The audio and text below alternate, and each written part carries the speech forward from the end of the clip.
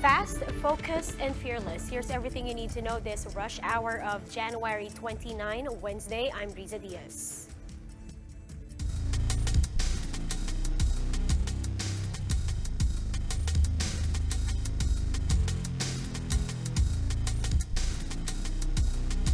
Starting off today's rush with the number of persons under investigation for the novel coronavirus doubling in the past 24 hours.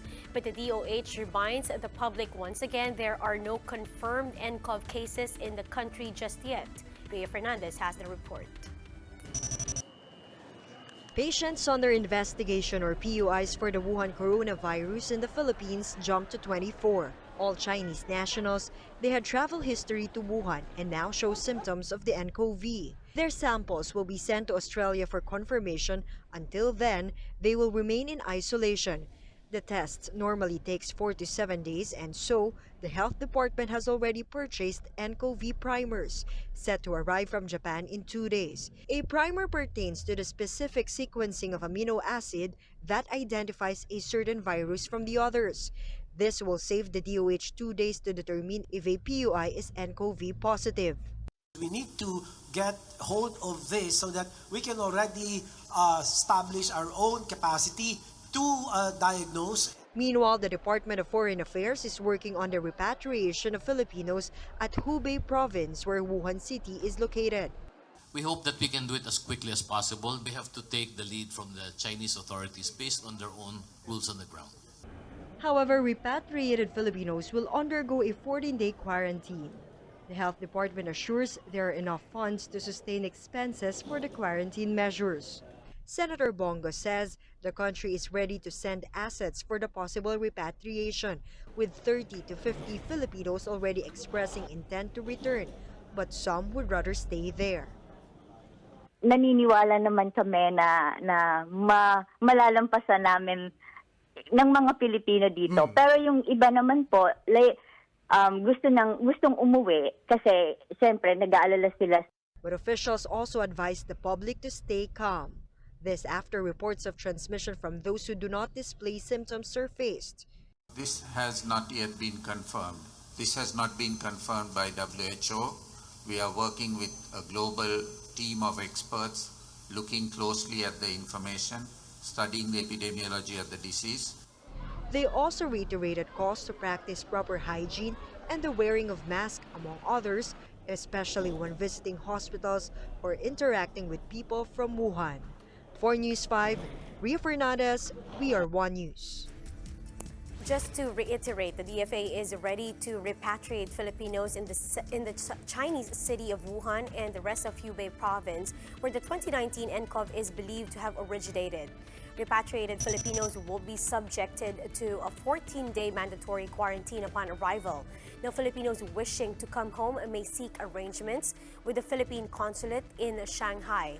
Now, the Philippine government is working with Chinese officials on repatriation efforts to settle any immigration issues and quarantine clearances. As a precaution for the novel coronavirus, some schools in Metro Manila still suspended classes today. Now, these include Shanghai Shek College for both its Padre Alge and Nara campuses, Hope Christian School, and the main and annex campuses of the Philippine Cultural College.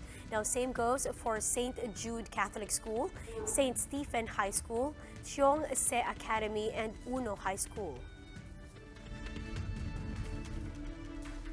In China, death toll from the novel coronavirus has jumped to 106. Filipino Star Ngayon reports that this is from over 4,000 confirmed cases. Precautionary measures in the Philippines now includes the cancellation of visa upon arrival for Chinese nationals and the suspension of direct flights to Wuhan. The Freeman reports that 2 Cebu mayors are now seeking a ban on visitors from China amid the nCoV scare. Lapu-Lapu Mayor Judard Chan is calling on the health department to consider banning flights from China just like Canada and UK already did. The Bactan Cebu International Airport located in Lapu-Lapu City caters to about 36 flights every week from cities near Wuhan. Now, in neighboring Cebu City, Mayor Edgardo Labella said he will request the Immigration Bureau to ban Chinese tourists in the city, especially those coming from Wuhan. And this from the Philippine Star. The World Health Organization is asking the public to remain calm despite news that the novel coronavirus can be transmitted during its incubation period. The WHO says it remains unclear if the deadly virus is indeed contagious during incubation or before affected patients manifest symptoms. Now, the organization still hasn't declared a global emergency and says more tests are still needed. Definitely is an emergency. It's an emergency in China. But I would beg to differ on the definition of what you just put out as in wildly spreading. So far, it's going back with travelers to foreign countries, whether it's the home country of somebody or a traveler as such. It's not wildly spreading outside of China. But again, we have to be prepared for in case it would. The Bureau of Immigration is suspending the issuance of visa upon arrival for Chinese nationals. Here's the report. The always busy Ninoy Aquino International Airport has been quieter than usual the past few days, with lesser volume of passengers arriving due to the nCoV outbreak scare. The Immigration Bureau has become stricter in screening incoming foreign tourists, even temporarily suspending the issuance of visa upon arrival for Chinese tourists, like the ones given to Chinese group tours. These tours make up 5% of arrivals from China. We are discreetly trying to target specific flights, of course, and then nagfo-focus po kami doon. The BI also implemented stricter procedures for those on board flights from China. We also made very strict provisions or filling up of the arrival cards. Ito po yung napaka-importante para po we could trace and have an evaluation on the Chinese coming here. Chinese nationals who are able to secure visas from the Philippine Embassy in China are still welcome. The BI has not yet held anyone, as the Chinese government itself put group tours to a halt to contain the virus. Meanwhile, the 2 ships from China that are currently docked at Pier 15 on the port of Manila has been cleared and declared safe by the Bureau of Quarantine. One of these is a cruise ship with over 300 Chinese passengers from Hong Kong. They will travel to Subic Tuesday night, which the DOH says irked a few residents. We leave it to the Subic Bay Authority to do what is appropriate, bearing in mind the safety of people. But the health department assured Subic residents that the cruise ship poses no health hazard. The Subic Bay Metropolitan Authority also placed Subic Port under heightened alert. But this does not mean that cruise ships are barred from entering. Several hospitals are now facing a separate problem: viral fake news. UST Hospital has dispelled social media posts and circulating text messages that there's an nCoV patient within its premises. In a report by the Varsitarian, the hospital emphasized that there's no truth to that.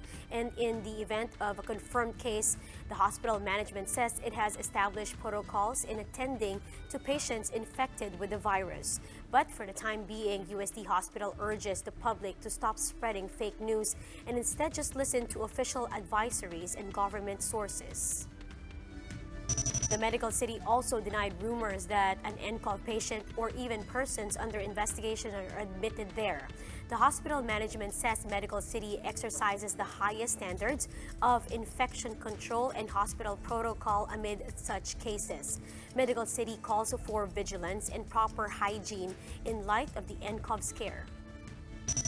The Riverside Medical Center in Bacolod also insisted that it has no suspected case of patients with novel coronavirus. But the hospital assured that it's properly equipped and prepared to handle the situation in the event of an outbreak. Back in Malacanang, President Duterte once again postponed his scheduled televised interview.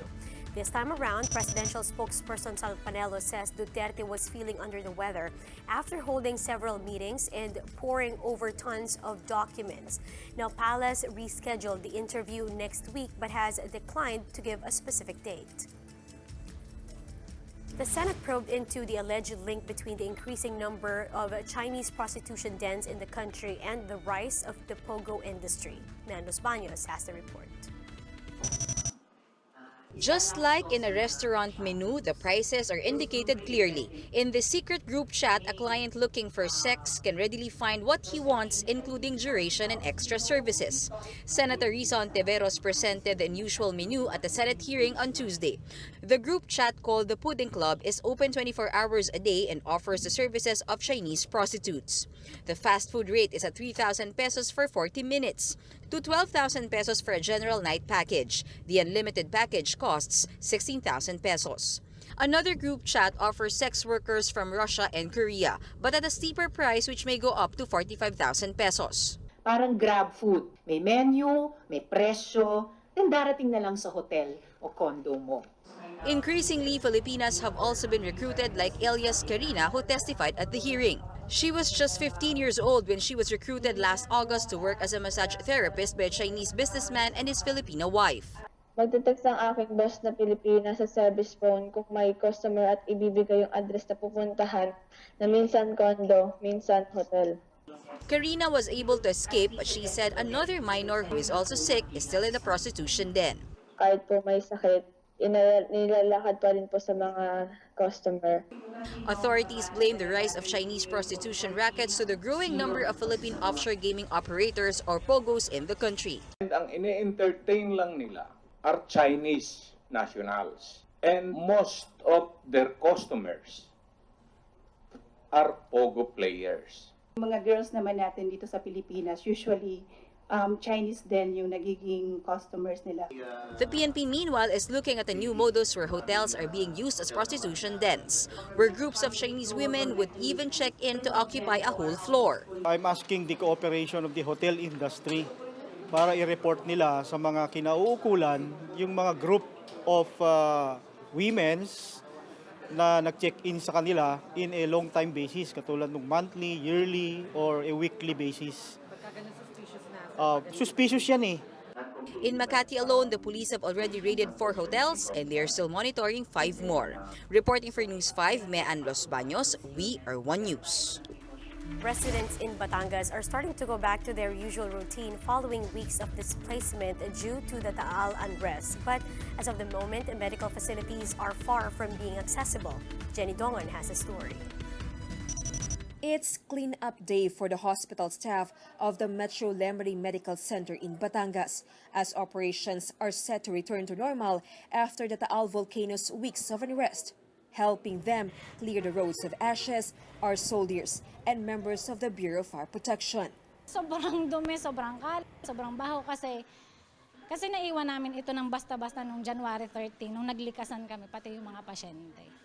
Metro Lemery Medical Center is located within the volcano's 14-kilometer radius zone. That's why, when the volcano started belching steam and ash, patients had to be evacuated in a hurry. So much so that some left without paying their hospital bills. Of its 31 patients, only 10 had been accounted for.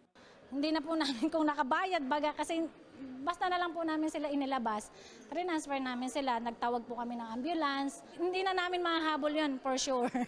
4 other hospitals, which hope to start operations soon, remain closed due to the ashes. Approximately po 1 to 2 weeks. Kasi po considering nga po yung paglilinis, and this is a big hospital po, we have a lots of machines na we would check also if all of them are working properly. One public hospital in Lemery sustained cracks from the tremors, prompting the provincial government to undertake an in-depth assessment for its rehabilitation program.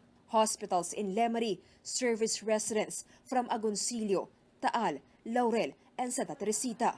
But with medical facilities still closed, residents are forced to travel more than an hour to the nearest hospital in Balayan. For News 5, Jenny Dongon, we are One News. Let's fast break now to Sports Brush. Weightlifting champ Hidilyn Diaz lifted her way to 3 gold medals in the Roma World Cup last night. This after Diaz lifted a total of 212 kilograms with 93 kilos in snatch and 119 kilos in clean and jerk of the women's 55-kilogram division. With this win, Hidilyn is now one step closer to her 2020 Tokyo Olympics dream. That's if she ends up in the top 10 in her weight class, and her chances are looking good since she is currently ranked 4th. The Pinay weightlifter's Olympic qualification will be made official if she comes through with another stellar performance in the upcoming Asian Championship in Kazakhstan in April. And that's how today is shaping up to be. Join us again next time for another round of Rush. I'm Hidilyn Diaz. We are One News.